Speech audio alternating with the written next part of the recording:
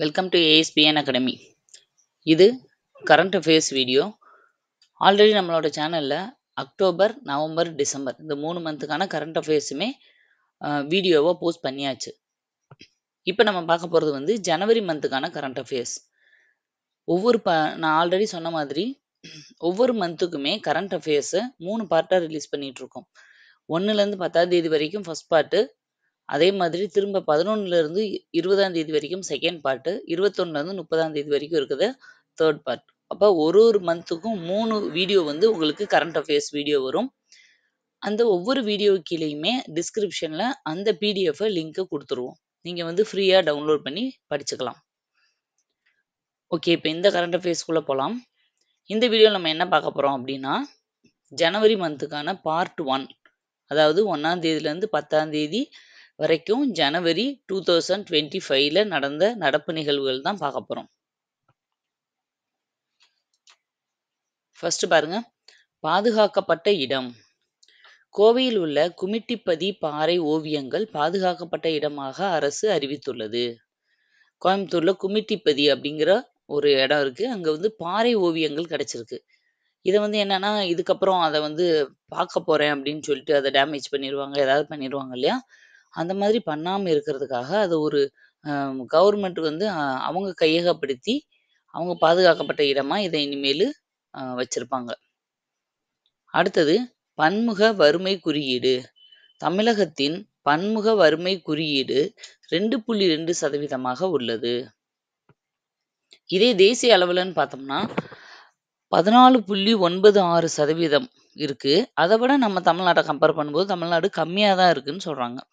இந்த பன்முக வறுமை குறியீடுன்றது என்ன அப்படின்னா, பல பரிமாண வறுமை குறியீடு அப்படின்னு ஒவ்வொரு வருஷமும் ரிலீஸ் பண்ணுவாங்க. அதாவது ஏழை மக்களோட கல்வி, சுகாதாரம், வாழ்க்கை தரம், ஒவ்வொரு துறைகள்லையும் அவங்க எதிர்கொள்கிற குறைபாடுகள், பிரச்சனைகள் இதெல்லாம் வந்து கணக்கெடுப்பாங்க. அப்படி எடுத்து ரிலீஸ் பண்ணுறது தான் இந்த பன்முக வறுமை குறியீடு. இதில் தான் தமிழ்நாடு வந்து 2.2% அப்படின்னா கம்மி தான் இருக்கு அப்படின்றாங்க. MPI, multi dimensional poverty index அப்படின்னு சொல்லுவாங்க. அதான் பல பரிமாண வறுமை குறியீடு. அடுத்தது, தகவல் தொழில்நுட்ப உச்சி மாநாடு. உமாஜின் அப்படிங்கிறது அதோட பேரு. உமாஜின் TN 2025 தகவல் தொழில்நுட்ப உச்சி மாநாடானது சென்னையில் நடைபெற்றது. சென்னையில நடத்தியிருக்காங்க. பொருளாதார வளர்ச்சி. நிகழ் நிதியாண்டில் பொருளாதார வளர்ச்சியானது 6.4% இருக்கும் என்று தேசிய புள்ளியியல் அலுவலகம் அறிவித்துள்ளது. இப்ப வர்ற வருஷத்துல பொருளாதார வளர்ச்சி 6.4% இருக்கும்னு சொல்லி ஜஸ்ட் முன்னாடி கெஸ் பண்ணியிருக்காங்க. இதை நம்ம அச்சீவ் பண்றோமா அப்படிங்கிறது இயர் எண்ட்ல தான் தெரியும். கேபிள் ரயில் பாலம். இந்தியாவின் முதல் கேபிள் ரயில் பாலம் ஜம்மு மற்றும் காஷ்மீரில் அமைக்கப்பட்டுள்ளது. ரயில் பாலம் ஜம்முல இருந்து காஷ்மீர் வரைக்கும் அமைச்சிருக்காங்க. இதுக்கு அஞ்சி காத் என்று பெயரிடப்பட்டுள்ளது. இது பேர் தான் ரொம்ப முக்கியம். ஓகேவா? என்ன பேரு அப்படின்னா அஞ்சி காத் அப்படிங்கிறது தான் இதோட பேரு. இந்தியாவிலே மிக நீளமான கேபிள் பாலம் இதுக்கு முன்னாடியே இருக்கு. அது எங்க இருக்குன்னா குஜராத்ல இருக்கு. இந்தியாவில் கடல் பாலம் எங்க போடப்பட்டிருக்குன்னா அடல் சேது கடல் பாலம் மும்பையில போடப்பட்டிருக்கு. அந்த அடல் சேது கடல் பாலம்ன்றது தான் இந்தியாவில் போடப்பட்ட முதல் கடல் பாலம். முதல் நீளமான கேபிள் பாலம்னா குஜராத்ல இருக்கு. இப்ப போட்டிருக்கிறது வந்து முதல் கேபிள் ரயில் பாலம். டிஃபரன்ஸ் தெரிஞ்சுக்கோங்க. அடுத்தது, துகின் காந்தா பாண்டே. இந்தியாவின் வருவாய்த்துறை செயலாளராக துகின் காந்தா பாண்டே நியமனம் செய்யப்பட்டுள்ளார். இந்த நியமனம் ஒவ்வொரு பதவிக்கும் யார் இருக்காங்க அப்படிங்கிறத கொஞ்சம் நல்லா பார்த்துக்கோங்க. இது வந்து எக்ஸாம் போகிறதுக்குள்ள மாறுச்சுன்னா அதையும் கரெக்டாக நோட் பண்ணி மாற்றி எழுதி வச்சுக்கோங்க. இவங்க சேஞ்ச் ஆகி இப்போ இவங்க வந்திருக்காங்க அப்படிங்கிறதையும் நோட் பண்ணி வச்சுக்கோங்க. செயற்கை நுண்ணறிவு ஆண்டு. அகில இந்திய தொழில்நுட்ப கல்வி கவுன்சில் ஆனது, அதாவது AICTE, அதுதான் அகில இந்திய தொழில்நுட்ப கல்வி கவுன்சில். இது இந்த 2025ஆம் ஆண்டை செயற்கை நுண்ணறிவு ஆண்டாக அறிவித்துள்ளது. பாருங்க, AI வந்து இப்போ ரொம்ப அட்வான்ஸா போயிட்டு இருக்கு இல்லையா? இந்த AI அதான் செயற்கை நுண்ணறிவு, ஆர்டிஃபிஷியல் இன்டெலிஜென்ஸ். அது வந்து ஒவ்வொரு வருஷத்துக்கும் இந்த ஆண்டு, இந்த ஆண்டுன்னுலாம் சொல்லுவாங்க. 2023 வந்து திணை ஆண்டு இப்படிலாம் சொல்லியிருந்தாங்க இல்லையா? அது மாதிரி 2025 ஏஐ ஆண்டு அப்படின்னு அறிவிச்சிருக்காங்க. இத அறிவிச்சவங்க அந்த அகில இந்திய தொழில்நுட்ப கல்வி கவுன்சிலோட அந்த ஏஐசிடிஇயோட எக்ஸ்பென்ஷன் என்ன அப்படின்னா, all India council for technical education. இது எப்போ உருவாச்சு அப்படின்னா, 1945லயே இத வந்து கொண்டு வந்துட்டாங்க. அடுத்தது மிகவும் வயதான நபர். உலகிலே மிகவும் வயதான நபரான இனாஹா கேனோபாரே. இவர் எந்த நாட்டை சேர்ந்தவர்னா, பிரேசில் நாட்டை சேர்ந்தவர் ஆவார். இவருக்கு வந்து 116 வயசு இருக்கும் அப்படின்னு சொல்றாங்க. 116 வயது அப்படின்னு சொல்றாங்க. இவர் தான் இப்போதைக்கு வந்து ஓல்டஸ்ட் பர்சன். ஓகே. அடுத்தது பாகிஸ்தான். பாகிஸ்தான் உருவாக்கியுள்ள அப்தாலி அப்படிங்கிற ஏவுகணையை வங்கதேசம் வாங்க உள்ளது. பாகிஸ்தான் கிட்ட வங்கதேசம் வாங்குது. அந்த ஏவுகணை பேரு அப்தாலி. அடுத்தது அவனியாபுரம். வருடத்தின் முதல் ஜல்லிக்கட்டு அவனியாபுரத்தில் நடைபெற உள்ளது. எப்பயுமே அவனியாபுரம் ஜல்லிக்கட்டு தான் ஃபர்ஸ்ட் ஸ்டார்ட் பண்ணுவாங்க. பொங்கல் வர்றதுக்கு கொஞ்சம் ஒரு 2 நாள் முன்னாடி இருந்தே இத ஆரம்பிச்சிரும். அடுத்தது நெரிசல் மிகு நகரங்கள். டாம் டிராஃபிக் இண்டெக்ஸ் வெளியிடப்பட்டுள்ள நெரிசல் மிகு நகரங்கள் பட்டியலில் பெங்களூரு முதலிடம் பிடித்துள்ளது. பாருங்க, பெங்களூரு தான் டிராஃபிக்ல ஃபர்ஸ்ட் பிளேஸ். ஓகேவா, இருக்கிறதுலேயும். இதுக்கு அடுத்தபடியா தான் செகண்ட் பிளேஸ் பூனா, தேர்ட் ஒன் வந்து டெல்லி, ஃபோர்த் ஒன் வந்து மும்பை. இப்போ இருக்கிறதுலே வந்து அதிகமான ஹையஸ்ட் டிராஃபிக் இருக்கிற ஊரா பெங்களூரை வந்து அனௌன்ஸ் பண்ணியிருக்காங்க. அடுத்தது தெய்யம் நடன விழா. தெய்யம் நடன விழா கேரளாவில் கொண்டாடப்படுகிறது. கேரளாவில் கொண்டாடப்படுது. மோகினி ஆட்டம், கதகளி மாதிரி தெய்யமும் கேரளாவை சேர்ந்த ஒரு நடனம். அதை வந்து ஒரு நடன விழாவா கொண்டாடுறாங்க. தெய்யம் அப்படிங்கிற நடன விழாவா கொண்டாடுறாங்க. கம்பாலா விழா. கம்பாலா பாரம்பரிய விழா கர்நாடக மாநிலத்தில் கொண்டாடப்படுகிறது. கம்பாலான்றது ஒரு கல்ச்சரல் ஃபெஸ்டிவல் மாதிரி. இது கர்நாடகாவில் நடக்குது. லோத்தல் தேசிய கடல்சார் பாரம்பரிய வளாகமானது லோத்தலில் அமைக்கப்பட்டுள்ளது. நம்ம சிந்து சமவெளி நாகரிகம் படிக்கும்போது படிச்சிருப்போம். லோத்தல் அப்படிங்கிறது வந்து சிந்து சமவெளி நாகரிகத்தோட ஒரு துறைமுக நகரம். அங்கதான் அவங்களுக்கு வந்து கப்பல் கட்டும் தளங்கள் எல்லாமே இருந்துச்சு. இந்த நகரத்தை தான் சிந்து சமவெளி நாகரிகத்தோட ஒரு அழிவு நகரமா சொல்றாங்க. இது மூலமா தான் ஏதோ ஒரு அழிவுல அந்த நாகரிகமே அழிஞ்சிருக்கு அப்படின்ற மாதிரி சொல்றாங்க. அங்கதான் வந்து இப்ப என்னன்னா கடல்சார் பாரம்பரிய வளாகமானது அமைக்கப்பட உள்ளது. பறவைகள் கண்டுபிடிப்பு கணக்கெடுப்பு. பறவைகள் கணக்கெடுப்பு. இந்தியாவின் முதல் கடலோர மற்றும் வேடர் பறவைகள் கணக்கெடுப்பு குஜராத் ஜாம் நகரில் உள்ள கடல் தேசிய பூங்காவில் நடைபெற்றது. அதாவது கடலோர மற்றும் வேடர் பறவைகளோட கணக்கெடுப்பு இப்பதான் முதல்ல பண்றோம் நம்ம இந்தியாவில்.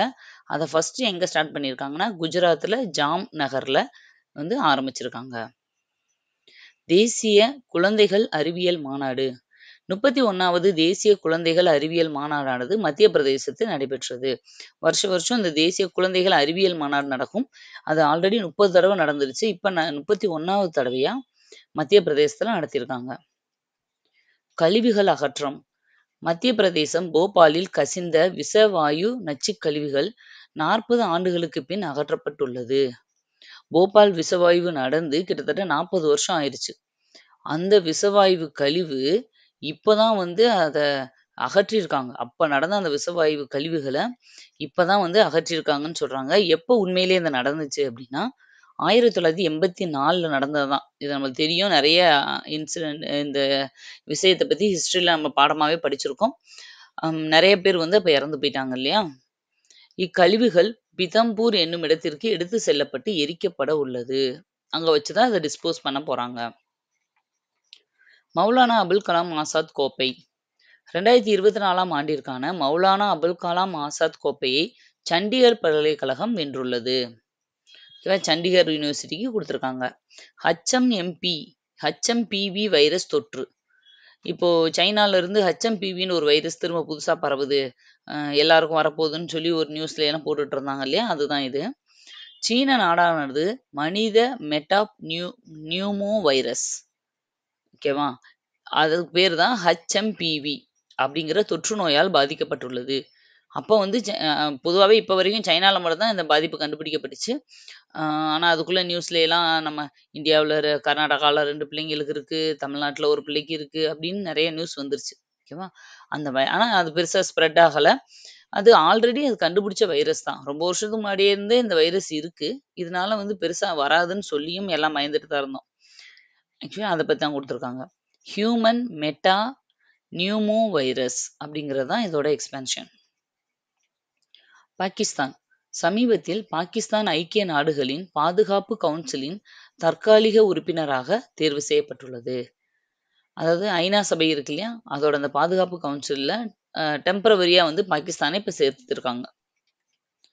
அடுத்து தமிழக வாக்காளர்கள். ஏற்கனவே சொல்லியிருக்கேன். தமிழ்நாடு நியூஸ்னா நான் அந்த மாதிரி எல்லோ கலர்ல மார்க் பண்ணியிருப்போம்.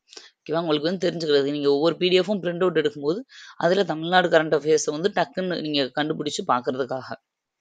அதனால பிரிண்ட் அவுட் எடுக்கும்போது நீங்க முடிஞ்ச வரைக்கும் கலர்ல எடுங்க. இல்ல நீங்க பிளாக் அண்ட் ஒயிட்ல எடுத்தா கூட இது மட்டும் அம் கொஞ்சம் ஷேடா இருக்கும். அத வச்சு கண்டுபிடிச்சுக்கலாம் நீங்க. அதுல லெட்டர்ஸ் உங்களுக்கு தெளிவா தெரியுதான்னு தெரியல. பிளாக் அண்ட் ஒயிட்ல எடுத்தா. அப்படி ஒருவேள இந்த மாரி மார்க் பண்றது, நீங்க பிளாக் அண்ட் ஒயிட்ல பிரிண்ட் அவுட் எடுக்கும்போது உங்களுக்கு எழுத்த வந்து ரொம்ப மறைக்குது, தெளிவா தெரிய மாட்டுதுன்னா, நீங்க கமெண்ட்ல சொல்லுங்க. நாங்க வந்து அதுக்கு என்ன பண்ணலாம் அடுத்த நெக்ஸ்ட் டைம் இருந்து அப்படின்னு நாங்க பார்த்துக்குறோம். ஓகே. தமிழக வாக்காளர்கள். தமிழகத்தில் மொத்த வாக்காளர்கள் 6.36 கோடி பேர்கள் உள்ளன. தமிழ்நாட்டுல ஓட்டர்ஸ் மட்டுமே 6.5 கோடி இருக்காங்க. ஆண்களை விட பெண்கள் வாக்காளர் தான் அதிகமா இருக்காங்க. மொத்த வாக்காளர்கள் 6,36,12,950. இது இப்படியே மனப்பாடம் பண்ணணுமானா, அப்படியெல்லாம் தேவையில்ல. 6.36 கோடி அப்படின்னு நீங்க தெரிஞ்சா போதும். அதுல ஆண் வாக்காளர்கள் 3.11 அதாவது 3,11,74,027 கோடி. பெண் வாக்காளர்கள் 3,24,29,803 கோடி. கிட்டத்தட்ட ஒரு 13 லட்சம் பேரு பெண்கள் அதிகமா இருக்காங்க. அதிக வாக்காளர் கொண்ட தொகுதி. மொத்தம் தமிழ்நாட்டிலேயே அதிக வாக்காளர்கள் இருக்கிற தொகுதினா சோழிங்கநல்லூர் தொகுதி தான். இங்க மட்டுமே வாக்காளர்கள் 6,91,000 வாக்காளர்கள் இருக்காங்க. இருக்கிறதுலே ரொம்ப குறைந்த வாக்காளர் கொண்ட தொகுதினா கீழ்வேலூர். இந்த போன வாட்டி கொஸ்டின் கேட்டிருந்தாங்கப்பா. அதிக வாக்காளர் கொண்ட தொகுதி எதுன்னு. இதே கம்மினா அது கீழ்வேலூர். வாக்காளர் வெறும் 1,76,505 பேர் தான் இருக்காங்க. தமிழக தலைமை தேர்தல் அதிகாரியா அர்ச்சனா பட்நாயக் அப்படிங்கிறவங்க இருக்காங்க. தெரியும் உங்களுக்கு. இந்திய அளவுல, தேசிய அளவுல வந்து எலெக்ஷன் கமிஷனர் ஒருத்தர் இருப்பாரு. அவங்க வந்து இந்த எல்லா எலெக்ஷனும் அவங்க தான் நடத்துவாங்க. சிஎம் எலெக்ஷன்லேருந்து எம்பி எலெக்ஷன் வரைக்கும். அதே இது ஒவ்வொரு ஸ்டேட்டுக்கும் ஒரு எலெக்ஷன் கமிஷன் இருக்கும். அவங்க வந்து இந்த லோக்கல் பஞ்சாயத்து எலெக்ஷன்லாம் அவங்க பார்த்துக்குருவாங்க. அந்தந்த ஸ்டேட்ல இருக்கிற லோக்கல் எலெக்ஷன்ஸ். இந்திய தேர்தல் ஆணையம் எப்போ உருவாச்சு அப்படின்னா 25/1/1950. நம்ம சுதந்திர தினம் அனௌன்ஸ் பண்ணோம்ல, அதுக்கு ஒரு நாள் முன்னாடியே இந்தியன் எலெக்ஷன் கமிஷனை அனௌன்ஸ் பண்ணிட்டாங்க. ஏன்னா அது முடிஞ்ச உடனே கான்ஸ்டியூஷன் சட்டம் அந்த எலெக்ஷன் கொண்டு வந்தா தானே அந்த இதெல்லாம் வர முடியும், ரூல்ஸ் அண்ட் ரெகுலேஷன்ஸ் வர முடியும். அதுக்காக தேர்தல் ஆணைய விதிகள் எது இது இது ரொம்ப முக்கியமானது. அடிக்கடி கேட்பாங்க பாலிட்டியில. இதெல்லாம் கரண்ட் அஃபேர்ஸ்னா கரண்ட் அஃபேர்ஸ் கிடையாது. Current affairs come polity. இது வந்து ரொம்ப ரொம்ப முக்கியம். நிறைய வாட்டி கேட்டது. தேர்தல் எலெக்ஷனுக்கான ஆர்டிகல்ஸ் என்னென்ன அப்படின்னா 324லேருந்து 29 வரைக்கும் இருக்கிறது தான் தேர்தல் ஆணைய விதிகள். நெக்ஸ்ட் பெருந்தலைவர் காமராஜர் விருது. இந்த 2024ல தங்கபாலு அப்படிங்கிறவருக்கு பெருந்தலைவர் காமராஜர் விருது அறிவிக்கப்பட்டுள்ளது. இவ்விருதானது 2006 முதல் வழங்கப்பட்டு வருகிறது. அடுத்தது கிராப்ஸ் பரிசோதனை. நம்ம ஏற்கனவே பார்த்துருக்கோம். கிராப்ஸ் பரிசோதனைக்காக PSLV C60 மூலம் விண்வெளிக்கு அனுப்பப்பட்ட காராமணி, தட்டப்பயிறுன்னு சொல்லுவோம் இல்லையா? அந்த சின்ன காராமணி விண்வெளிக்கு அனுப்புனாங்க. அங்க போய் புவியீர்ப்பு விசை இல்லாத இடத்துல, சன்லைட் இல்லாத இடத்துல இந்த பயிர் வளருதா அப்படின்னு டெஸ்ட் பண்ண ஒரு குறிப்பிட்ட கண்டிஷன்ல வந்து அந்த பயிரும் முளைச்சிருச்சு. அதுதான் சக்சஸ். அதெல்லாம் நம்ம பண்ணதுல ட்ரை பண்ணதுல முளைத்துள்ளது. நுண் புவியீர்ப்பு விசையில் விதைகளை முளைக்க வைப்பதன் இச்சோதனையின் நோக்கம் ஆகும். சின்ன அந்த நுண் புவியீர்ப்பு விசை மூலமா இந்த விதையை வந்து முளைக்க வச்சிருக்காங்க. அடுத்தது ரமேஷ் சந்த் குழு. 2011-12 2022-23 மொத்த விலை குறியீட்டின் அடிப்படை ஆண்டை திருத்துவதற்காக ஹோல்சேல் பிரைஸ் இன்டெக்ஸ் கமிட்டி, அதாவது இந்த விலையெல்லாம் ஒவ்வொரு இதுக்கும் விலை வந்து குறிக்கிறாங்க இல்லையா, அந்த விலை குறியீடுக்குன்னு சொல்லி ஒரு கமிட்டி இருக்கும். ஓகேவா? அந்த கமிட்டி வந்து ரமேஷ் சந்த் தலைமையில குழு ஒன்று அமைக்கப்பட்டுள்ளது. அத பத்தி இந்த 10 வருஷமா இந்த ஹோல்சேல் பிரைஸ் எல்லாம் எப்படி இருந்துச்சு, எந்தெந்த இதுக்கு எப்படியெல்லாம் கூடுச்சு, குறைஞ்சுச்சுன்றத ஒரு ஆராய்ச்சி பண்றதுக்கு. திருஷ்டி கண் பார்வை இல்லாதவர்களுக்கு டேப் வழங்க கல்வித்துறை அமைச்சகம் திருஷ்டி அப்படிங்கிற ஒரு இதை தொடங்கியுள்ளது. ஓகேவா? அப்ப திருஷ்டி அப்படிங்கிறது வந்து திட்டம் எதோட தொடர்புடையதுன்னு கேட்பாங்க. கண் பார்வை. இப்ப திருஷ்டி பற்றுச்சு அப்படின்னு சொல்லுவோம்ல, கண்ணு பற்றுச்சு அப்படின்னு. அதான் திருஷ்டினாலே கண் பார்வை அப்படின்னு ஞாபகம் வச்சுக்கோங்க. பெற்றோர் இல்லாத தாய் அல்லது தந்தை இழந்தவர்களுக்கு மடிக்கணினி, அதாவது லேப்டாப்பு வழங்க கல்வித்துறை அமைச்சகத்தால் சசாங் பேட்டி அப்படிங்கிற திட்டம் தொடங்கப்பட்டுள்ளது. சசாங் பேட்டி அப்படிங்கிற ஒரு திட்டம். ஓகேவா? தாய் தந்தை இல்லாதவங்க குழந்தைகளுக்கு, தாயோ இல்ல தந்தையோ இல்ல பெற்றோரே 2 பேருமே இல்லாதவங்களுக்கு லேப்டாப் கொடுக்குற திட்டம் பேர் தான் சாசாங் பேட்டி. திருஷ்டின்றது கண் பார்வை இல்லாதவங்களுக்கு டேப் கொடுக்குறது. இது ரெண்டும் ரொம்ப முக்கியம்ப்பா. கரிம மீன்வள கூட்டம். இந்தியாவின் முதல் கரிம மீன்வள கூட்டம், அதாவது ஆர்கானிக் ஃபிஷரிஸ், சிக்கிமில் தொடங்கப்பட்டுள்ளது. அடுத்தது ஏரோ இந்தியா 2025. 2025ஆம் ஆண்டிற்கான ஏரோ இந்தியா கண்காட்சி பெங்களூரில் நடைபெற உள்ளது. ஏர் ஷோ நடக்கும் இல்லையா? இப்போ கொஞ்ச நாளைக்கு முன்னாடி கூட சென்னையில் நடந்துச்சு. அந்த மாதிரி ஏர் ஷோ ஒவ்வொரு வருஷம் பெங்களூர்ல நடத்துவாங்க. அது மாதிரி அந்த ஜான்வரி அந்த பிப்ரவரி மந்த்ல தான் நடக்கும் அது. இது இந்த 2025க்கான ஏர் ஷோ வந்து இந்தியாவில் நடக்க போகுது, பெங்களூர்ல அதுவும் நடக்க போகுதுன்னு கொடுத்துருக்காங்க. 1918இல் இந்தியாவில் முதல் விமான போக்குவரத்து அலகாபாத்திலிருந்து நைனிக் வரை கடிதங்கள் கொண்டு செல்ல தொடங்கப்பட்டது. அதே 1953இல் செயல்பட்டு வந்து 8 பல்வேறு விமான நிறுவனங்கள் ஒன்றிணைக்கப்பட்டு தேசியமயமாக்கப்பட்டன. இந்த விமான போக்குவரத்து முதல்ல 18ல கடிதங்கள் கொண்டு போறதுக்காக ஆரம்பிச்சது. அப்புறம் 8 விமான நிறுவனங்கள் வந்து ஒண்ணா இணைச்சு தேசியமயமாக்குனாங்க. இந்தியாவில் 19 சர்வதேச விமான நிலையங்கள் உள்ளன. இப்போ வரைக்கும் 19 சர்வதேச விமான நிலையம் இருக்கு. அதாவது இன்டர்நேஷனல் ஏர்போர்ட் இந்தியா முழுக்க.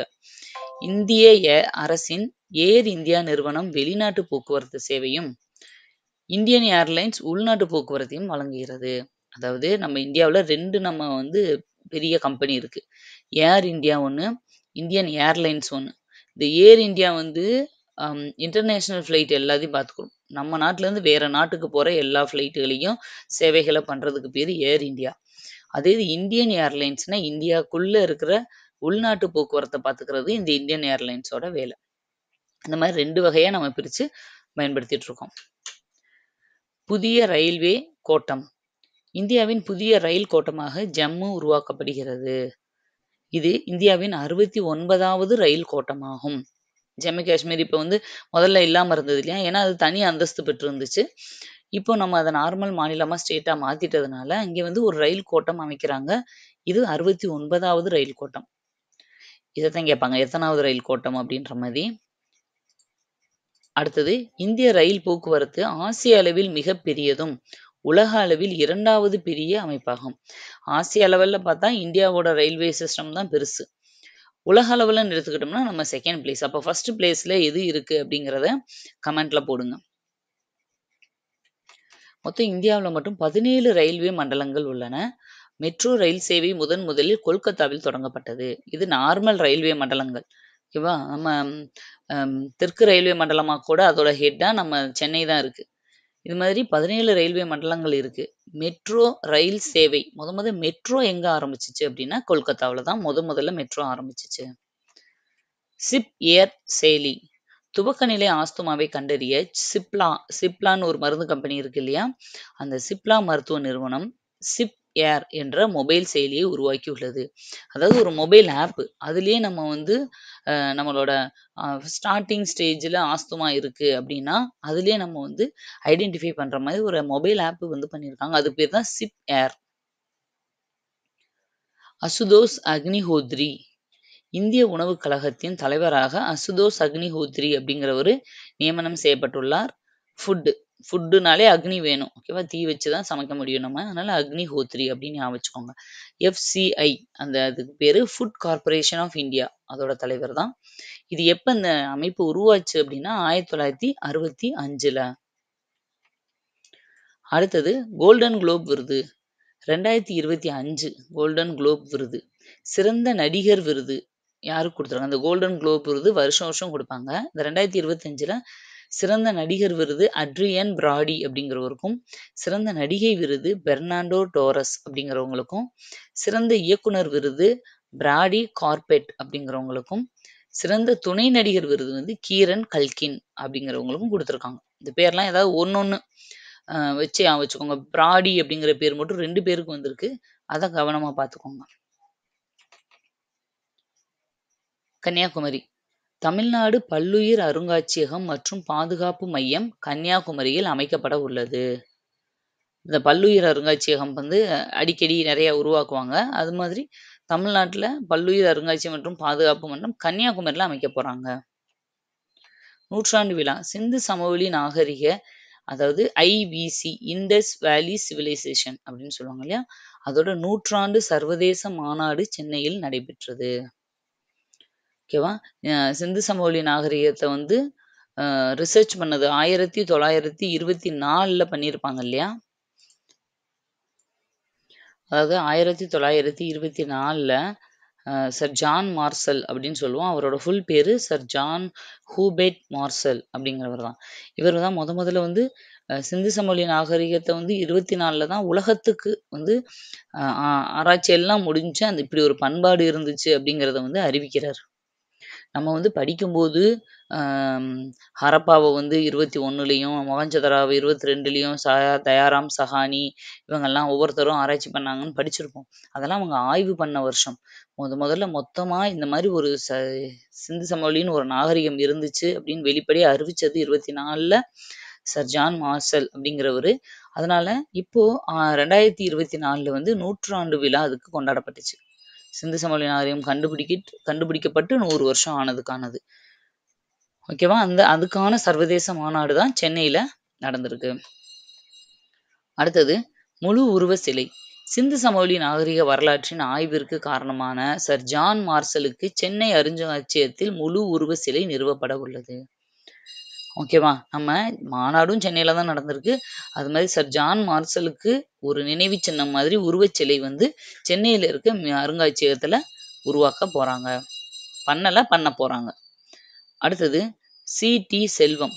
தமிழகத்தின் 5வது காவல் ஆணையத்தின் தலைவராக சி.டி. செல்வம் நியமனம் செய்யப்பட்டுள்ளார். காவல்துறையில் மாற்றங்களை உருவாக்கவும் குறைகளை களையவும் உருவாக்கப்பட்டது. சி.டி. செல்வம்னு ஒருத்தர் தலைமையில வந்து காவல் ஆணையத்தோட தலைவரா இவரை நியமிச்சிருக்காங்க. ஏன்னா காவல்துறையில இருக்கிற இந்த நிறைய குற்றங்களை களையிறதுக்காக அப்படின்னு சொல்றாங்க. முபாரக் முன்சில் 17ஆம் நூற்றாண்டில் ஆக்ராவின் யமுனை நதிக்கரையில் அவுரங்கசீப்பால் கட்டப்பட்ட முபாரக் மன்சில் அரண்மனை தற்போது இடிக்கப்பட உள்ளது. பாருங்க, 17ஆம் நூற்றாண்டுல அவுரங்கசீப் நம்மளுக்கு தெரியும். அவரால் கட்டப்பட்ட ஒரு அரண்மனை இப்ப வரைக்கும் இருந்திருக்கு. ஓகேவா? அந்த அரண்மனை பேர் தான் என்ன அப்படின்னா முபாரக் மன்சில் அப்படிங்கிற அந்த அரண்மனை. இந்த பேரை நல்லா பார்த்துக்கோங்க. முபாரக் மன்சில். இப்ப இதை இடிக்க போறாங்க. ஏன்னா பல வருஷம் ஆயிருச்சு. அது அவ்வளவுதான் தாங்கும். இப்போ 1902ல் ஆங்கிலேயர்கள் இந்த அரண்மனையை புதுப்பித்து தாரா நிவாஸ் என்ற பெயரில் அலுவலக கட்டிடமாக மாற்றினர். பிரிட்டிஷ்க்கு ஆட்சி காலத்துல வந்ததுக்கு அப்புறம் இவங்க என்ன பண்ணாங்கன்னா இதை வந்து ஒரு கவர்மெண்ட் பில்டிங்கா யூஸ் பண்ணிட்டு இருந்தாங்க. அவுரங்கசீப் யாரு? ஆலம்கீர் என அழைக்கப்பட்டவர். உலகை கைப்பற்றியவர் அர்த்தம். அதுக்கு பேரு ஆலம்கீர்ன்ற வார்த்தைக்கு இந்த அர்த்தம். என்னும் பட்டத்தை சூட்டிக் கொண்டார். இந்துக்களின் மீது மீண்டும் ஜிஸ்யா வரியை வந்து விதித்தார். மீண்டும் அப்படின்னா இதுக்கு முன்னாடி யார் இதை ஒழிச்சிருப்பாங்க? அக்பர் காலத்துல வந்து ஜிஸ்யா வரியை ஒழிச்சிருப்பார். யாரும் வரி கட்டணும்னு அவசியம் இல்லைன்னு சொல்லியிருப்பாரு. ஆனா அதை அதுக்கடுத்து வந்த அவுரங்கசீப் திரும்ப கொண்டு வந்துருவாரு. இது எல்லாமே நான் வந்து உங்களுக்கு முகலாயர்கள் தலைப்புல ஜிகேல ஒவ்வொருத்தரையும் தனித்தனியா எடுத்திருக்கேன் நான். அக்பர், பாபர், அவுரங்கசீப், ஹுமாயூன், ஷெர்ஷா அதுல வந்து தெளிவா சொல்லியிருப்பேன் நான். பார்க்காதவங்க அந்த வீடியோல போய் பாருங்க. அதுல எந்த பாயிண்ட்டும் மிஸ் ஆயிருக்காது.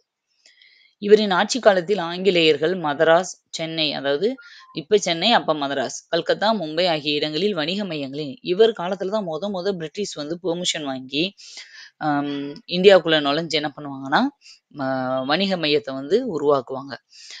சர் தாமஸ் ரோ அப்படிங்கிறவர் வந்து இவரோட பீரியட்ல கேட்டு முதலாம் ஜான் மன்னருக்காக வந்து பெர்மிஷன் வாங்கி சூரத்துல வந்து வணிக குடியேற்றங்களை வந்து அமைப்பாங்க. பிரெஞ்சுக்காரர்கள் தங்களின் முதன்மை வணிக மையத்தை பாண்டிச்சேரியில் நிறுவினாங்க. பாண்டிச்சேரியில பிரெஞ்சுக்காரங்களை உள்ள அனுமதிச்சதும் இவர்தான். இவரின் உத்தரவாலே சீக்கியர்களின் குருவான தேஜ் பகதூர் கொல்லப்பட்டார். அதாவது 9வது சீக்கிய குரு தான் இந்த தேஜ் பகதூர்.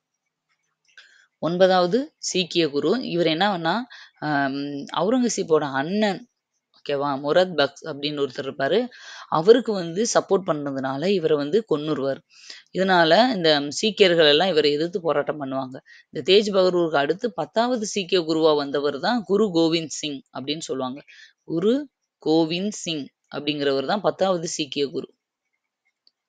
இது எல்லாமே அதில் நான் சொல்லியிருப்பேன், பார்க்காதவங்க பார்த்துட்டுருவோம். ஓகே, நெக்ஸ்ட் பேரிடர் அறிவிப்பு. ஒடிசா மாநிலம் பருவமழையை இயற்கை பேரிடராக அறிவித்துள்ளது. பருவமழையை கூட ஒரு டிசாஸ்டர் அப்படின்னு அனௌன்ஸ் பண்ணியிருக்காங்க. பசுமை ஜிடிபி முதன்முறையாக சத்தீஸ்கர் மாநிலம் பசுமை ஜிடிபியை ஏற்றுக்கொண்டுள்ளது. நைட்ரேட் அளவு. சிஜிடபிள்யூபி வெளியிட்ட அறிக்கையின்படி இந்தியாவில் 440 மாவட்டங்களில் நைட்ரேட் அளவுகள் அதிகமாக உள்ளதாக தெரிய வந்துள்ளது. அதாவது தண்ணீர்ல அனுமதிக்கப்பட்ட நைட்ரேட் அளவு எவ்வளவுனா 45 மில்லிகிராம் பர் லிட்டர் தான் இருக்கணும். ஆனா 440 மாவட்டங்கள்ல இந்த நைட்ரேட்டோட அளவு அதிகமா இருக்குன்னு இப்ப கண்டுபிடிச்சிருக்காங்க ஆல் ஓவர் இந்தியாவில். முதியோர் பராமரிப்பு குறியீடு. முதியோர் பராமரிப்பு குறியீட்டில் இந்தியா 123வது இடத்தை பிடித்துள்ளது. அதாவது வயசானவங்களை பார்த்துக்கிறதுல, பராமரிப்புல முதலிடத்துல சுவிட்சர்லாந்து இருக்கு. அதே மாதிரி இந்தியா மற்ற விஷயங்கள்ல எத்தனாவது இடங்கள்ல இருக்குன்றது பார்த்துக்கோங்க. இது எல்லாமே முக்கியம். இந்தியா வந்து ஒவ்வொரு வருஷமும் ஒவ்வொரு விஷயத்துல எந்தெந்த இடங்கள்ல இருக்குன்னு அனௌன்ஸ் பண்ணுவாங்க. இது ரொம்ப முக்கியம். இதுல இருந்து ஒரு கொஸ்டினாவது வந்துடும். மனித வள குறியீடு 134வது இடத்துல இருக்கும். உலக மகிழ்ச்சி குறியீடுல 126வது இடத்துல இருக்கும். உலக பட்டினி குறியீடுல 105வது இடத்துல இருக்கும். எல்லாத்துலயுமே கொஞ்சம் மோசமான கண்டிஷன்ல தான் இருக்கும். ஓகேவா? அதனாலதான் நம்ம இன்னும் வளர்ந்து வரும் நாடாவே இருக்கும். இதெல்லாம் கொஞ்சம் எப்ப டெவலப் ஆகுறோமோ அப்பதான் வளர்ந்த நாடா மாறும். அடுத்தது ஸ்பைஸ் அகமது கித்வாய். டிஜிசிஏயின் தலைவராக ஸ்பைஸ் அகமது கித்வாய் நியமனம் செய்யப்பட்டுள்ளார். அப்படின்னா என்ன அப்படின்னா directorate general of civil aviation அப்படிங்கிறது. HMPV வைரஸ் இப்பதான் நம்ம பார்த்தோம் இல்லையா, சீனாவின் HMPV வைரஸ் பரவி வரும் தொற்றுக்கு தடுப்பூசி இல்லை. இதை சொல்லிதான் அப்பயும் பயமுறுத்துனாங்க. ஓகேவா? இதுவும் கொரோனா மாதிரி இந்த வைரஸுக்கு வந்து தடுப்பூசியே கிடையாது. இந்த தொற்று 2001 முதன்முறையாக கண்டறியப்பட்டது. 2001 இது வந்து ஒருத்தருக்கு கண்டறியப்பட்டிருந்துச்சு. ஓகேவா? அப்போ வந்து கொரோனாலாம் நமக்கு தெரியாதனால இது பெருசா வந்து பேசல. இப்பதான் எந்த வைரஸ் கண்டுபிடிக்கப்பட்டாலும் அது ஒரு முன்னாடியே அவங்க எச்சரிக்கை மாதிரி சொல்லிடுறதுனால அது ஒரு பெரிய பயமாயிருது. புதிய மாவட்டங்கள். சீனா தனது 2 புதிய மாவட்டங்களை லடாக் பகுதியில் அமைக்க உள்ளது. அடுத்தது திருக்குறள் வாரம். பாருங்க, இந்த கொஸ்டின் வந்து கண்டிப்பா வரும். ஏன்னா திருக்குறள் வந்து திருவள்ளுவர் சிலை கன்னியாகுமரியில நிறுவி கரெக்டா 25 வருஷம் ஆகுது. ஓகேவா? 25வது வருஷம் ஆகுது. 2000த்துல நிறுவனாங்க. இப்ப 2025. இதே 2000 ஜனவரி 1ல தான் நிறுவனாங்க. அதனால நிறைய விஷயங்கள் வந்து அந்த கன்னியாகுமரி சிலைக்கு பண்ணிட்டு இருக்காங்க. பாருங்க, டிசம்பர் கடைசி வாரம் திருக்குறள் வாரமாக கொண்டாடப்பட திருவள்ளுவர் ஆண்டு 5வது உலகத்தமிழ் மாநாட்டில் அறிவிக்கப்பட்டது. ஒவ்வொரு வருஷமும் டிசம்பர் கடைசி வாரத்தை தான் திருக்குறள் வாரமா அறிவிச்சிருக்காங்க. இனிமேல் கொண்டாடப்பட போறோம். இதை எங்க சொல்லியிருக்காங்கன்னா 5வது உலகத்தமிழ் மாநாடு நடந்த இடத்துல வச்சு சொல்லியிருக்காங்க. இப்ப கூட இந்த விவேகானந்தர் பாறைக்கும் இந்த திருவள்ளுவர் சிலைக்கும் இடையில இந்த கண்ணாடி பிரிட்ஜ் பாலம் மாதிரி எல்லாம் போட்டிருக்காங்க. சரியா? டூரிஸ்ட் நிறைய வராங்க அப்படின்னு. திருவள்ளுவர் சிலை 133 அடி இருக்கிற மாதிரி பண்ணியிருக்காங்க. ஏன்னா 1330 குறள், 133 அதிகாரம் இருக்கிறதுனால. இதோட மொத்த எடை 7000 டன். ஒரு டன்னே 1000 இருக்கும். 7000 டன்னுனா 7000 × 1000. அடுத்து கற்களின் எண்ணிக்கை மொத்தம் 3681. இதெல்லாம் தமிழ் புக்ல இருக்கும். இப்ப நீங்க தமிழ் புக்கை டீப்பா படிக்காததுனால இதுல தெரிஞ்சுக்கோங்க. கடல் கண்ணாடி பாலம் பாருங்க, இதுவும் அதேதான். கன்னியாகுமரியில் விவேகானந்தர் பாறையையும் திருவள்ளுவர் சிலையையும் இணைக்கும் வகையில் கடல் மீது கண்ணாடி பாலம் அமைக்கப்பட்டுள்ளது. ஸ்கை பிரிட்ஜ் அப்படின்னு சொல்லுவாங்க இல்லையா, கிளாஸ் பிரிட்ஜ் அப்படின்லாம் சொல்லுவாங்க. அது மாதிரி கடல் மேலேயே அப்படியேவும் பாலம் போட்டு இங்க இருந்து அங்க போற மாதிரி.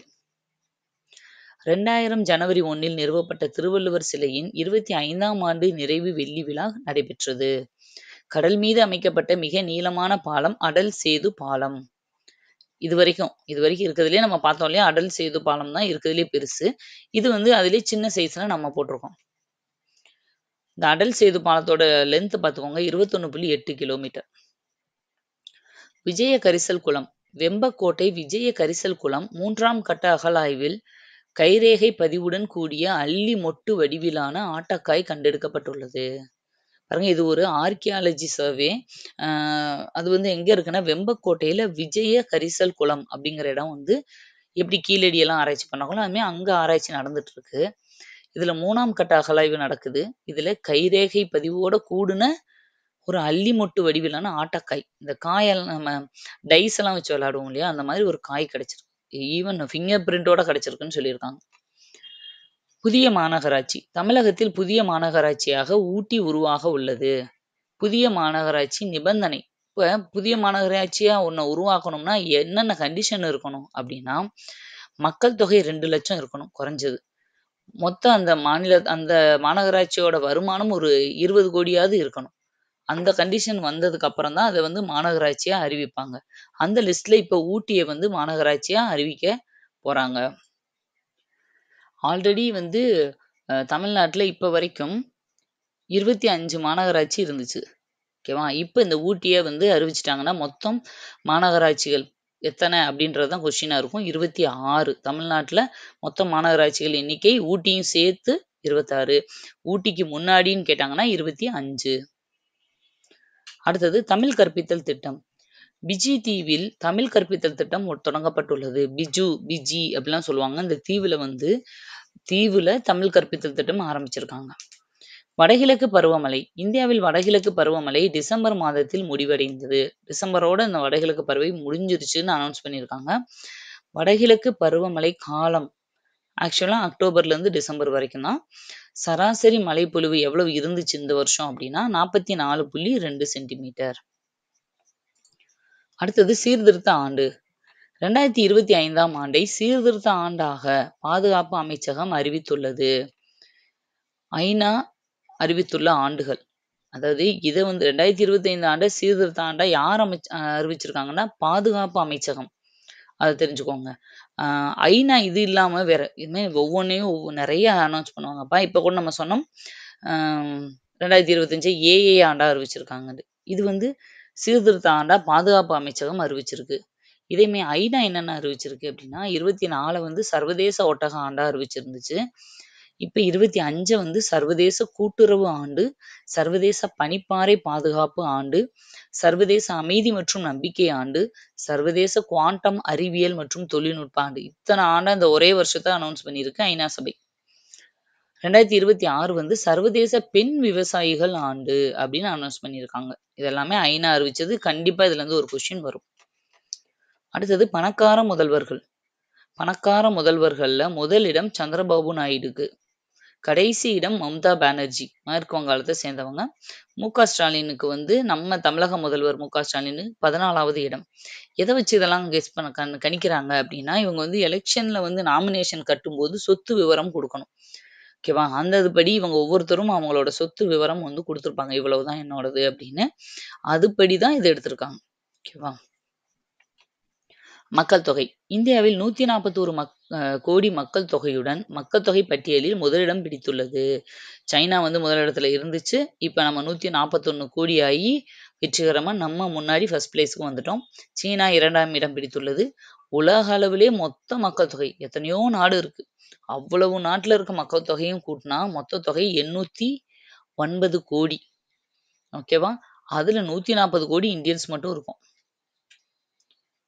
அப்ப நம்ம பெருமையா சொல்லிக்கிறோம். எங்க பார்த்தாலும் எல்லா நாட்டிலயும் இந்தியர்கள் இருக்காங்கன்னு. அவ்வளவு மக்கள் தொகை இருந்தா இருந்துதானே ஆகணும். ஓகே. விவாட் சே விஸ்வாஸ் திட்டம். விவாட் சே வி வாட் சே விஸ்வாஸ். வரி செலுத்தும் போது ஏற்படும் பிரச்சனைகளை தீர்க்க வி வாட் சே விஸ்வாஸ் அப்படிங்கிற திட்டத்தை வந்து நிதி அமைச்சகம் துவங்கி உள்ளது.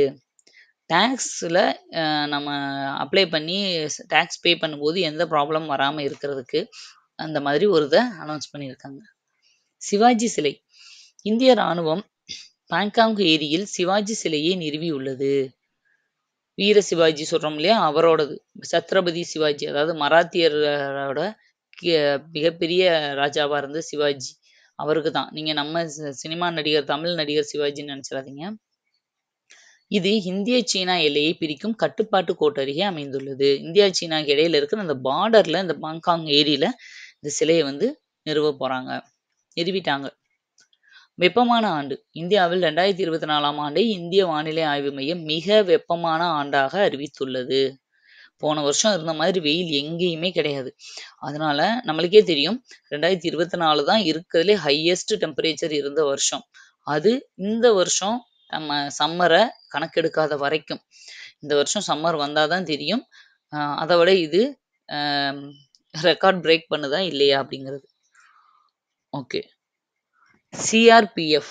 சிஆர்பிஎஃப்பின் டைரக்டர் ஜெனரலாக விதுல் குமார் நியமனம் செய்யப்பட்டுள்ளார். விதுல் குமார் அப்படிங்கிற ஒருத்தர் சிஆர்பிஎஃப், அதாவது சென்ட்ரல் ரிசர்வ் போலீஸ் ஃபோர்ஸ், மத்திய ரிசர்வ் போலீஸ் படை, அதுதான் வந்து சிஆர்பிஎஃப். இது உருவாக்கப்பட்ட நாள் என்று 1939. இந்த மாதிரி ரொம்ப டேட்டோட கொடுத்துருக்காங்களே, 27/7/1939ன்னு. நீங்க அவ்வளோ டீட்டெயிலாக மனப்பாடம் பண்ணணும்னு அவசியம் இல்லை, வருஷம் தெரிஞ்சுக்கிட்டீங்கன்னா போதும். அபிஜித் பானர்ஜி சனுக் on food, economics and society என்ற புத்தகத்தினை எழுதியுள்ளார். யார் இந்த அபிஜித் பானர்ஜி அப்படின்னா, 2019 பொருளாதாரத்திற்கான நோபல் பரிசை வென்றவர் தான் இவர். டிரான் கோடு.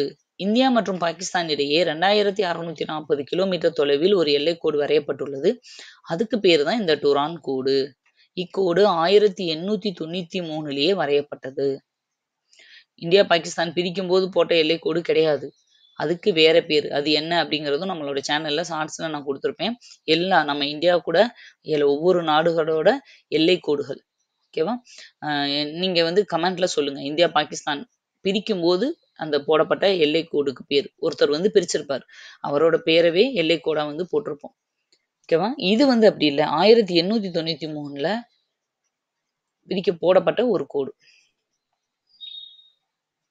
Jimmy Carter. சமீபத்தில் அமெரிக்காவின் 39வது ஜனாதிபதியான ஜிம்மி கார்ட்டர் காலமானார். இவரின் இந்திய வருகையை ஒட்டி ஹரியானாவில் உள்ள தௌலத்பூர் கிராமம் இவரின் பெயரிலேயே கார்டர்புரி என்று அழைக்கப்படுகிறது. இவரு ரொம்ப வருஷத்துக்கு முன்னாடி இந்தியாவுக்கு வந்திருக்காரு. ஹரியானால இருக்க தௌலத்பூர், ஓகேவா, தௌலத்பூர்ன்ற இடத்துக்கு. அதனால அங்க இருக்கிற ஒரு கிராமத்துக்கு இன்னும் கார்டர்புரின்னு பேரே இருக்கு. கிரிபாதி. நியூசிலாந்தின் அருகில் உள்ள தீவான கிரிபாதி தீவு முதலில் புத்தாண்டை கொண்டாடியது. அதாவது நியூசிலாந்து பக்கத்துல இருக்க ஒரு தீவு கிரிபாதி, இதுதான் ஃபர்ஸ்ட் வந்து, அங்கதான் வந்து ஃபர்ஸ்ட் நியூ இயர் கொண்டாடுவாங்க எப்பயுமே. அடுத்தது உலக பிளிட்ஸ் செஸ் சாம்பியன்ஷிப். அமெரிக்காவில் நடைபெற்று வரும் உலக பிளிட்ஸ் செஸ் சாம்பியன்ஷிப் போட்டியில் தமிழக வீராங்கனை வைஷாலி வெண்கல பதக்கம் வென்றுள்ளார். வேலைவாய்ப்பு. தொழிலாளர்களுக்கு அதிக வேலைவாய்ப்பு வழங்குதல், அதிக அளவு உற்பத்தி செய்வதில் தமிழகம் முதலிடம் பிடித்துள்ளது. தமிழ்நாட்டில் அது வந்து நம்ம ஆல்ரெடி பார்த்துருக்கோம். அதிக வேலைவாய்ப்பு வழங்கும் நாடா தமிழ்நாடா வந்து ஃபர்ஸ்ட் பிளேஸ்ல இருக்குன்னு அனௌன்ஸ் பண்ணியிருக்காங்கன்னு முந்தின கரண்ட் அஃபேர்ஸ்லேயே பார்த்துருக்கோம். அதே மாதிரி அதிக அளவு உற்பத்தி பண்றதுலையும் தமிழ்நாடு முதலிடம், 2வது மகாராஷ்டிரம், 3வது குஜராத். மக்களுடன் முதல்வர், இது ரொம்ப முக்கியமான திட்டம். மக்களுடன் முதல்வர் திட்டத்தின் கீழ் 12.80 லட்சம் மனுக்களுக்கு தீர்வு காணப்பட்டுள்ளதாக சட்டப்பேரவையில் தெரிவிக்கப்பட்டுள்ளது. அதாவது நேரடியா முதல்வரே போய் மக்கள் கிட்ட பேசி உங்களுக்கு குறை என்ன அப்படின்னு கேட்கறது, அவங்க மனுக்களை வாங்கிட்டு வந்து அதை வந்து தீர்த்து வைக்கிறது, இதுதான் மக்களுடன் முதல்வர். இது ரொம்ப வருஷமாவே 23ல இருந்தே ஆரம்பிச்சு நடந்துகிட்டு தான் இருக்கு. இது மூலமா கிட்டத்தட்ட இப்ப வரைக்கும் 18 லட்சம் மனுக்கள் வந்து தீர்வு காணப்பட்டிருக்குன்னு சொல்றாங்க. சிறப்பு உரை. மாநில சட்டமன்றத்தில் ஆளுநர் சிறப்பு உரை ஆற்றியதும் சிறப்பு உரையாற்றும் அதிகாரத்தை பற்றி விதி 176 கூறுகிறது. அதாவது அப்ப ஜனவரியில ஆளுநர் வந்து பேசியிருப்பார் இல்லையா அந்த உரை. அதனால அது ரிலேட்டடா வந்து இந்த ஆர்டிக்கிள வெளியிட்டிருக்காங்க. இந்த சிறப்பு உரை ஆற்றுவதற்கான அதிகாரம் வந்து அவருக்கு எந்த ஆர்டிக்கிள்ல சொல்லப்பட்டிருக்கு அப்படின்னா, ஆர்டிக்கிள் 176. நம்மளுக்கு இந்த தடவ வந்து கரண்ட் அஃபேர்ஸ் எல்லாமே ஒவ்வொரு யூனிட்டும் முடிஞ்ச உடனே கரண்ட் அஃபேர்ஸும் குடுத்துருக்காங்க. அப்படின்னா என்னன்னா, சிலபஸோட பேஸ் பண்ண கரண்ட் அஃபேர்ஸா நாங்க கேட்போம். அப்படின்னா எப்படின்னா இந்த மாதிரி தான். இந்த வருஷம் மாநிலத்தில சிறப்பு உரை ஆற்றும்போது இந்த ஆர்டிக்கிள மென்ஷன் பண்ணாங்க. அப்ப இத வந்து பாலிட்டியாவும் வருது, கரண்ட் அஃபேராவும் வருது. அப்ப இந்த மாரி கொஸ்டின் கேட்பாங்க.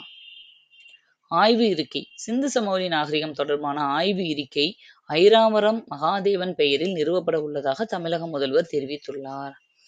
அதாவது சிந்து சமவெளி நாகரிகத்துக்காக நம்ம இதுல ஒரு ஆய்வு இருக்கை வந்து நிறுவ போறாங்க. இதை யார் பேர்ல அப்படின்னா, இப்ப தாகூர் இருக்கை அப்படிலாம் சொல்றோம் இல்லையா? அது மாதிரி இங்கே ஆரம்பிக்கிறதுக்கு பேர் ஐராவதம் மகாதேவன். இவரை பத்தி நம்ம தமிழ் புத்தகங்கள் நிறைய படிச்சிருப்போம். நம்ம சிந்து சமவெளி நாகரிகத்துங்கள்ல வந்து இருக்கிற அந்த எழுத்துக்கள் நம்ம தமிழ் பிராமி எழுத்துக்களுக்கு ஈக்குவலா இருக்கு. அது மாதிரி இருக்குன்னு சொன்னவரு. அது மாதிரி அதுக்கும் தமிழுக்கும் நிறைய சிந்து சமவெளினாருக்கும் தமிழுக்கும் நிறைய தொடர்புடையன்னு கண்டுபிடிச்சவரு. இவரு ஒரு வந்து தொல்லியல் துறை ஆராய்ச்சியாளர். அதனால இவர் பேர்ல அதை ஞாபகமா பண்றாங்க. அகழாய்வு. புதுக்கோட்டையின் கொடும்பாலூரில் அகழாய்வு நடைபெற்று வருகிறது. வெம்பக்கோட்டையில ஒரு இடம் பார்த்தோம்னா, புதுக்கோட்டையில கொடும்பாலூர். சிதம்பரம். அண்மையில் தமிழகத்தை சேர்ந்த மூத்த விஞ்ஞானியான சிதம்பரம் காலமானார். இவர் ஒரு சயின்டிஸ்ட், இறந்து போயிட்டாரு. 1975ல பத்மஸ்ரீ விருது இவர் கொடுத்திருக்காங்க. 99ல பத்மபூஷன் விருது, பத்ம விபூஷன் விருது. 74ல பொக்ரான் அணுகுண்டு சோதனையில முக்கிய பங்கு வகித்தார். அதே 98 பொக்ரான் அணுகுண்டு சோதனை குழுவிற்கு தலைமை தாங்கினார். இந்தியா வந்து இது வரைக்கும் 2 தடவை அணுகுண்டு சோதனை நடத்தியிருக்கு. அதாவது நம்மளோட எதிரி நாடுகளை வந்து கொஞ்சம் மிரட்டுறதுக்கு, எங்ககிட்டயும் எல்லாமே இருக்குன்றத காட்டுறதுக்கு. ஆனா நம்ம வெளியே என்ன சொல்லுவோம் அப்படின்னா, ஜஸ்ட் எங்கிட்ட இருக்க அணுகுண்டை நாங்க சோதனை பண்ணி பார்த்தோம் அப்படின்னு. இது 2மே பொக்ரான் அப்படிங்கிற இடத்துல தான் ராஜஸ்தான்ல நடந்திருக்கும். 74ல ஒரு தடவை, 98ல ஒரு தடவை. 2லயுமே அப்துல் கலாம் ரொம்ப முக்கியமானவர். ஓகேவா? இதுல ஃபர்ஸ்ட் நடந்ததுல முக்கியமான ரோல் பிளே பண்ணியிருக்காரு. 2வதுல இவர் தலைமையே தாங்கியிருக்காரு. மோட்வொர்த் திருவிழா. தமிழகத்தில் தோடாஸ் என்னும் பழங்குடியினரால் மோட்வொர்த் திருவிழா கொண்டாடப்பட்டது. தோடர்கள், ஊட்டியில தோடர்கள் அப்படிங்கிற பழங்குடியினர் இருக்காங்கன்னு நம்ம படிச்சிருக்கோம். நிறைய நியூஸ்ல அடிக்கடி காமிப்பாங்க அவங்கள. அவங்க வந்து வருஷம் வருஷம் திருவிழா நடத்தி அங்க எல்லாம் பிரதமர்லாம் போய் கூட டான்ஸ் ஆடுவாங்க இல்லையா? அந்த திருவிழா தான் அது வந்து மோட்வொர்த் திருவிழா கொண்டாடப்பட்டிருக்கு. முதல் ரயில் சேவை. ஜம்மு காஷ்மீரின் முதல் ரயில் சேவையானது கட்ரா மற்றும் பனிஹால் இடையே துவங்கப்பட்டுள்ளது. இந்த 2 இடத்துக்கு இடையில. அஞ்சிகாட் பாலம். உலகின் 2வது உயர பாலமான ஜம்மு காஷ்மீரில் அஞ்சிகாட் பாலம் உருவாக்கப்பட்டுள்ளது. அடுத்தது இதுக்கு தொடர்புடைய செய்தினா, உலகின் மிக உயரமான ரயில் பாலம் எதுனா சீனாப் ரயில் பாலம் ஜம்மு காஷ்மீர்ல இருக்கு. அடுத்தது ஆம்புலன்ஸ் சேவை. 10 நிமிட சேவை ஆம்புலன்ஸ் சேவையை ஹரியானா மாநிலம் தொடங்கியுள்ளது. அதாவது 10 நிமிஷத்துக்குள்ள ஆம்புலன்ஸ் வந்துரும் கால் பண்ணா. அந்த மாதிரி ஃபாஸ்டான ஒரு ஆம்புலன்ஸ் சேவையை அறிவிச்சிருக்காங்க. இந்தியாவின் முதல் ஹெலிகாப்டர் ஆம்புலன்ஸ் சேவை எங்க உருவாச்சு? ஹெலிகாப்டரே ஆம்புலன்ஸா வரும் ஃபாஸ்டா. இது வந்து உத்தரகாண்ட்ல ஆரம்பிச்சிருக்காங்க. NVS-02 செயற்கைக்கோள். NVS-02 செயற்கைக்கோள் NAVIC வழி செலுத்துதல் அமைப்பின் ஒரு பகுதியாகும். நேவிக் வழி, ஓகேவா? நேவிக் அப்படிங்கிறது வந்து கடல்ல வந்து போறவங்களுக்கு வந்து வழிகாட்டுற ஒரு செயற்கைக்கோள். அதோட ஒரு பகுதி தான் இது. முத்துலிங்கம் விருது. கோவை விஜயா வாசகர் வட்டத்தின் சிறந்த மொழிபெயர்ப்பாளருக்கான முத்துலிங்கம் விருதுக்கு கல்யாண்ராமன் தேர்வு செய்யப்பட்டுள்ளார். நம்ம 11th கூட ஒரு பாடம் முத்துலிங்கம் அவரோட பாடம் 6ஆம் திணை அப்படிங்கிறது படிச்சிருப்போம். அவர் பேர்ல வந்து ஒரு விருது கொடுத்துட்டு இருக்காங்க. அதுக்கு வந்து கல்யாண்ராமன் அப்படிங்கிற ஒருத்தர் வந்து தேர்வு செய்யப்பட்டிருக்காரு. பிரவாசி பாரதிய மாநாடு. 18வது பிரவாசி பாரதிய மாநாடு ஒடிசாவில் நடைபெற்றது. எத்தனாவது? 18வது பிரவாசினா இந்த NRI டே அப்படின்னு சொல்லுவோம் இல்லையா? வேற நாட்டுல குடியிருக்கிற இந்தியர்களுக்காக நடத்துற மாநாடு. 2 வருஷத்துக்கு ஒரு தடவை இது நடக்கும். இப்ப நடந்தது வந்து 18வது மாநாடு. இது யாரோட நினைவா இத பண்றாங்க? இந்த பாரதிய பிரவாசி திவாஸ் வந்து எதுக்கு வந்து பண்றாங்க அப்படின்னா, ஒவ்வொரு வருஷமும் ஜனவரி 9ஆம் தேதி கிட்டத்தட்ட ஒரு ஜனவரி 8ல இருந்து 10க்குள்ள இது வந்து இந்த கூட்டம் வந்து நடந்துட்டே இருக்கும். ஆனா உண்மையிலேயே பாரதிய பிரவாசி டே என்ஆர்ஐ டேனா அது ஜனவரி 9 தான். ஏன் இந்த டே கொண்டாடுறாங்கன்னு எல்லாருக்கும் தெரியும். அதாவது தென்னாப்பிரிக்காவுல இருந்து காந்தி 1915 ஜனவரி 9ல தான் இந்தியாவுக்கு திரும்பி வந்திருப்பார். அவர் வந்த பிறகு தான் இந்தியாவோட காந்தி காலம்லே தனியா அவரோட சகாப்தமே இந்தியாவோடது மாத்தி தலையில திருப்பி போட்டுரும். அதனால அவரோட நினைவா வெளிநாட்டுல இருந்து இந்தியாவுக்கு திரும்பி வந்த ஞாபகமா இத வந்து அந்த டேவ்ல வந்து பிரவாசி டேன்னு கொண்டாடுறாங்க. அடுத்தது மெஸ்ஸி. அமெரிக்க ஜனாதிபதி பதக்கம் மெஸ்ஸிக்கு வழங்கப்பட்டுள்ளது. சல்மான் ருஷ்டி சாத்தானிய வசனங்கள் என்ற புத்தகத்தினை எழுதியுள்ளார். சல்மான் ருஷ்டின்றவரு ரொம்ப ஃபேமஸானவரு. இதுக்கு முன்னாடி கூட ஒரு புக் அவர் எழுதினாருன்னு படிச்சோம். இது 2வது. சாத்தானிய வசனங்கள். சாத்தானின் வசனங்களா தான் இருக்கும். ஓகேவா? கொக்கோ உலகக்கோப்பை 2025. 2025ஆம் ஆண்டிற்காக கொக்கோ உலகக்கோப்பையின் சின்னமாக தேஜஸ் மற்றும் தாரா தேர்வு செய்யப்பட்டுள்ளது. தேஜஸ் மற்றும் தாரா அப்படிங்கிற ஒரு சின்னத்தை வந்து கொக்கோ உலகக்கோப்பையோட சின்னமா எடுத்திருக்காங்க. புதிய திட்டம். குடும்பம், சமுதாயம், பணியிடங்களில் வன்முறையால் பாதிக்கப்படும் பெண்களுக்கு ஆதரவு அளிப்பதற்காக தமிழக அரசு சார்பில் சఖி ஒன் ஸ்டாப் அப்படிங்கிற என்ற திட்டம் தமிழக அரசு தொடங்கியுள்ளது. இது ரொம்ப முன்னாடியே ஆரம்பிச்சிட்டாங்க. 2-3 வருஷத்துக்கு முன்னாடி இருந்தே இது இருக்கு. சఖி ஒன் ஸ்டாப் திட்டம் வந்து பெண்கள் இந்த மாதிரி வேலைக்கு போறவங்க அவங்களுக்காக பாதுகாப்பு கொடுக்கிறது. இத்திட்டத்தின் கீழ் உதவி பெற 181 என்ற இலவச எண் அறிமுகம் செய்யப்பட்டுள்ளது. 181 அப்படிங்கிறது தான் வந்து 108னா ஆம்புலன்ஸ் மாதிரி 181னா இந்த சఖி ஒன் ஸ்டாப்போட நம்பர். என்னன்னா இப்போ நம்ம ஏதாவது ஒரு இடத்துல இருந்து இந்த நம்பருக்கு டயல் பண்ணோம்னாலே நம்ம ஏதோ எமர்ஜென்சியில் இருக்கோம். இப்போ ரொம்ப லேட் நைட்டில் வேலை முடிஞ்சு திரும்பி வருவாங்க. யாராவது அன்வான்டாக ஃபாலோ பண்ணுற மாதிரி தெரிஞ்சாலோ மிஸ்பிஹேவ் பண்ணாலோ இந்த நம்பருக்கு டயல் பண்ணால் போதும். அது நம்ம இடத்த ட்ரேஸ் பண்ணி அந்த இடத்துக்கு ஆள் வந்துருவாங்க போலீஸ். தொடர்புடைய செய்திகள். பெண்களுக்கான இலவச உதவி எண்கள். இது மட்டும் இல்லாம பெண்களுக்கு இதே மாதிரி இலவச உதவி எண்கள்னு சொல்லி இன்னும் 2 எண்கள் கொடுத்துருக்காங்க. இதெல்லாம் நம்ம தெரிஞ்சுக்க வேண்டியது அவசியம்.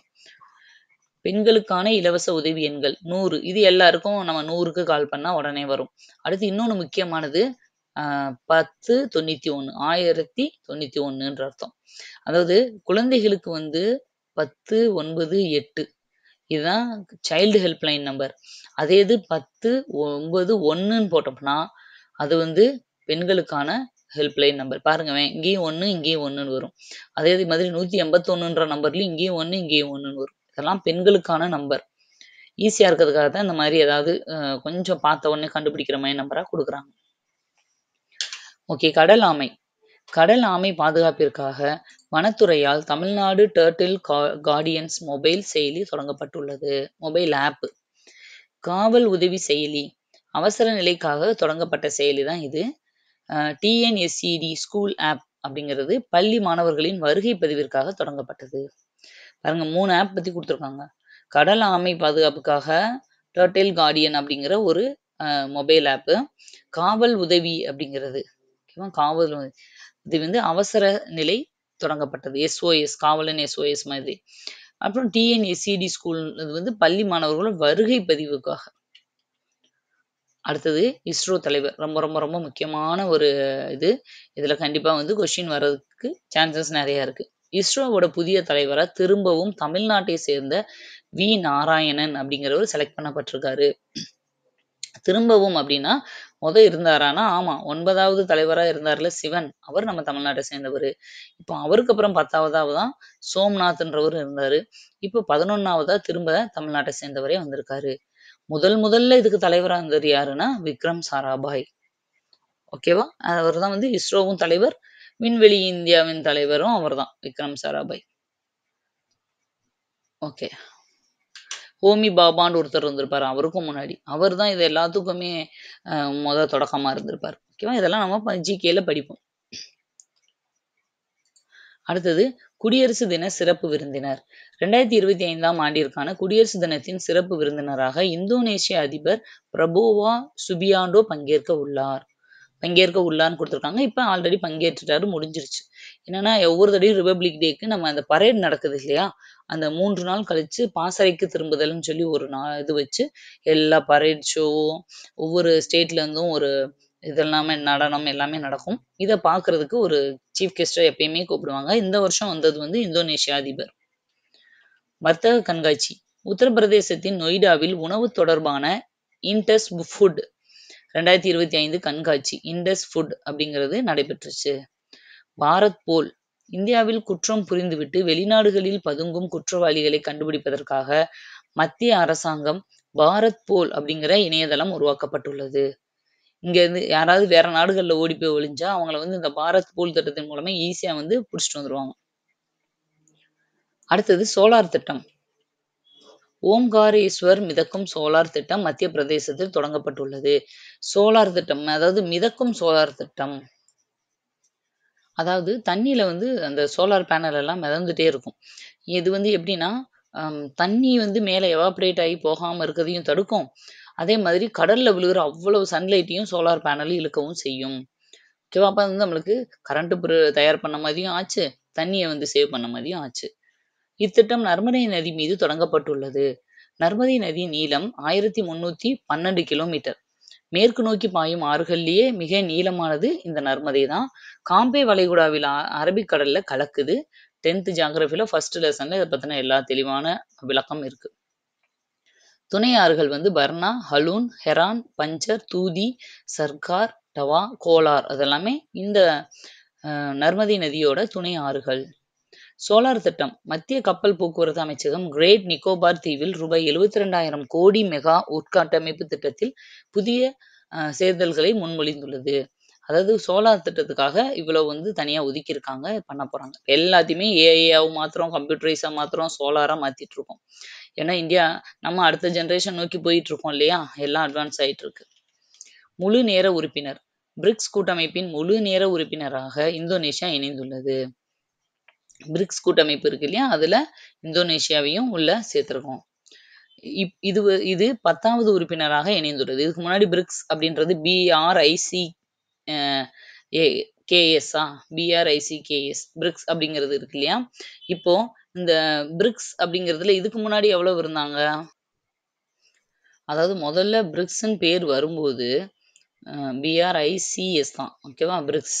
இந்த இதுல என்னென்ன இருந்துச்சு? Brazil, Russia, India, China, south Africa. இந்த 5 நாடுகள் மட்டும்தான் இருந்துச்சு பிரிக்ஸ் மாநாடு ஆரம்பிக்கும் போது. இப்ப கொஞ்சம் கொஞ்சமா ஒவ்வொன்னா சேர்ந்து இப்போ கடைசியா இப்ப சேர்ந்திருக்க இந்தோனேஷியாவோட சேர்த்து 10வது உறுப்பினரா மாறி இருக்கு. ஓகேவா? அப்ப பிரிக்ஸ் மாநாட்டுல மொத்தம் இருக்கிற நாடுகள் எத்தனைன்னு கேட்டா 10ன்னு சொல்லணும். பகதூர் சிங். இந்திய தடகள கூட்டமைப்பின் தலைவராக பகதூர் சிங் நியமிக்கப்பட்டுள்ளார். அடுத்தது திட்டம் நீட்டிப்பு. ஃபசல் பீமா யோஜனா மற்றும் மறுசீரமைக்கப்பட்ட வானிலை அடிப்படையிலான பயிர் காப்பீட்டு திட்டம் 2025 இருந்து 26 வரை நீட்டிக்கப்பட்டுள்ளது. பயிர் காப்பீட்டு திட்டம் தான் ஃபசல் பீமா யோஜனா. இதை இன்னும் கொஞ்ச நாள் எக்ஸ்டெண்ட் பண்ணியிருக்காங்க. அதாவது பயிர் காப்பீடுக்காக லோன்லாம் கொடுப்பாங்க. அந்த மாதிரி ஃபசல் பீமா யோஜனா PMFBY இப்படி கூட கொடுப்பாங்க. PMFBYன்னு சொல்லி. இது ஆரம்பிச்சது 2016. அடுத்தது வைஃபை வசதி. ஏர் இந்தியா நிறுவனம் விமானங்களில் வைஃபை வசதியை அறிமுகம் செய்ய உள்ளது. நம்ம சொல்லியிருக்கோம் ஏர் இந்தியா அப்படிங்கிறது இந்தியாவோட வெளிநாடு தொடர்பான விமானங்கள்லாம் அதுதான் இயக்கிக்கிட்டு இருக்கு. இந்தியன் ஏர்லைன்ஸ்ன்றது உள்நாட்டு விமானங்களை இயக்குது. இந்த ஏர் இந்தியாவில் தான் வைஃபை வசதி புதுசாக கொண்டு வர போறாங்க. இப்போ ஒரு குறிப்பிட்ட லெவலுக்கு மேலே போயிட்டோம்னா நம்மளுக்கு சிக்னல் எல்லாம் கட் ஆயிரும். நம்ம ஃப்ளைட்ல போகும்போது நம்ம எந்த இதுவும் யூஸ் பண்ண முடியாது. ஆனா இவங்க ஃப்ளைட்டுக்குள்ளேயே வைஃபை வசதியை அறிமுகப்படுத்த போறாங்க. இனிமேல் ஃப்ளைட்ல போகும்போதும் நம்ம யூஸ் பண்ணிக்கலாம்.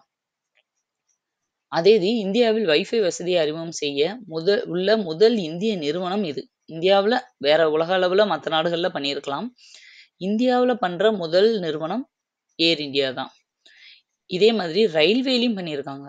இந்திய ரயில்வேயும் முதல்ல வைஃபையை எங்க கொண்டு வந்தாங்க அப்படின்னா பெங்களூர்ல இருக்கிற ட்ரெயின்ல தான். ஓகேவா? பெங்களூரு ரயில்ல தான் முதல்ல வைஃபை வசதியை கொண்டு வந்தாங்க. இப்போ நிறைய இதுல அது வந்துருச்சு. இப்போ இதே மாதிரி ஃப்ளைட்ல பண்ண போறாங்க. அடுத்து புவனேஷ்குமார். UIDAIயின் புதிய தலைமை நிர்வாக அதிகாரியாக புவனேஷ்குமார் நியமிக்கப்பட்டுள்ளார். அடுத்தது பள்ளி இடைநிற்றல் விகிதம். UDISE பிளஸ் அறிக்கையின்படி பீகாரில் பள்ளி இடைநிற்றல் விகிதம் அதிகமாக உள்ளது. இந்த டிராப் அவுட் ஆகுறாங்கல்ல ஸ்கூல்ல, அது பீகார்ல அதிகமா இருக்குன்னு அறிக்கையில கண்டுபிடிச்சிருக்காங்க. கண்காட்சி அரங்கு. பாகிஸ்தானில் சுதந்திர போராட்ட வீரர் பகத்சிங் நினைவு கண்காட்சி அரங்கு திறக்கப்பட்டுள்ளது. பாகிஸ்தான்ல பகத்சிங்க்கு ஒரு நினைவு கண்காட்சி அரங்கம் திறந்திருக்காங்க. இந்த அரங்கு பஞ்சாப் மாகாண தலைநகர் லாகூரில் அமைந்துள்ளது. அருணிஷ் சாவ்லா. இந்தியாவின் வருவாய்த்துறை செயலாளராக அருணிஷ் சாவ்லா நியமனம் செய்யப்பட்டுள்ளார். தனிநபர் செலவினம்.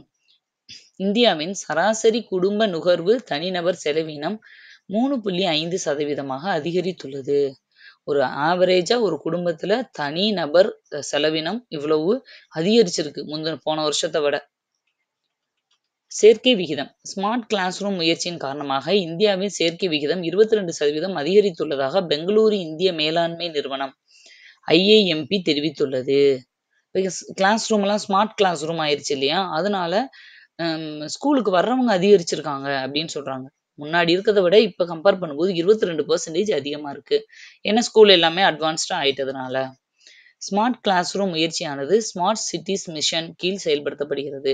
ஸ்மார்ட் சிட்டி அப்படின்னு சொல்லி செலக்ட் பண்ணி ஒரு 100 சிட்டியை வந்து டெவலப் பண்ணிட்டு இருக்குல்ல இந்தியா, அதுக்குன்னு தனியா எவ்வளவோ கோடியை ஒதுக்கி அந்த ஸ்மார்ட் சிட்டி திட்டத்தின் கீழே தான் அந்த ஸ்மார்ட் கிளாஸ் ரூம் எல்லாம் பண்ணிட்டு இருக்காங்க. இது மூலமா வந்து சேர்க்கை விகிதம் அதிகரிச்சிருக்கு. IIMPனா என்னன்னா Indian institute of management Bangalore. Smart class room. அதிக எண்ணிக்கையிலான ஸ்மார்ட் கிளாஸ் ரூம் திட்டங்கள் செயல்பாட்டில் கர்நாடகா, ராஜஸ்தான், தமிழ்நாடு ஆகியன முறையே முதல் 3 இடங்களை பெற்றுள்ளன. கிளாஸ் ரூம்ல வந்து அதிகமா ஸ்மார்ட் கிளாஸஸ் நடக்கிறது. இதுல first place Karnataka, second Rajasthan, third Tamil Nadu இருக்கு. புர்கா தடை. சமீபத்தில் சுவிட்சர்லாந்தில் புர்கா அணிய தடை விதிக்கப்பட்டுள்ளது. அந்த புர்கா போட்டுட்டு போறதை வந்து சுவிட்சர்லாந்துல தடை பண்ணியிருக்காங்க. விருப்ப நடைமுறை பயிற்சி திட்டம். விருப்ப நடைமுறை பயிற்சி திட்டத்தினை அமெரிக்கா அறிமுகம் செய்துள்ளது.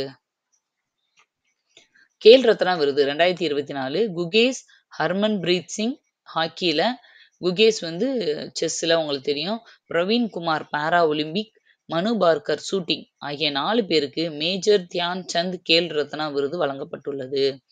இந்த விருது எப்ப இருந்து கொடுத்துட்டு இருக்காங்கன்னா 91-92 இருந்து கொடுத்துட்டு இருக்காங்க. அர்ஜுனா விருது 2024 ஆண்டிற்கான அர்ஜுனா விருது 32 பேருக்கு வழங்கப்பட்டுள்ளது. தமிழகத்திலிருந்து இவ்விருதினை பெற்றவர்கள். அர்ஜுனா விருதும் நல்ல சிறந்த வீரர்களுக்கு கொடுக்கறது. துரோணாச்சாரியார் விருதுன்றது அதை ட்ரெயின் பண்றவங்களுக்கு, ஓகேவா, ட்ரெயினர்ஸுக்கு கொடுக்கறது. வருஷம் வருஷம் இது கொடுப்பாங்க. அர்ஜுனா விருது வாங்கினது வந்து Thulasimathi Murugesan para badminton, Manisha Ramadass para badminton, Nithyasree Sumathy Sivan para badminton, Abhay Singh ஸ்குவாஷ்காக வாங்குறாங்க. 1961 ஆண்டு முதல் வழங்கப்பட்டு வந்துட்டு இருக்கு இந்த அர்ஜுனா விருது. பாருங்க, எல்லாமே பாரா பேட்மிண்டன், பாரா ஒலிம்பிக் நடக்குது இல்லையா, அந்த பிசிக்கலி சேலஞ்சுன்னு அதுல வந்து வாங்கியிருக்காங்க.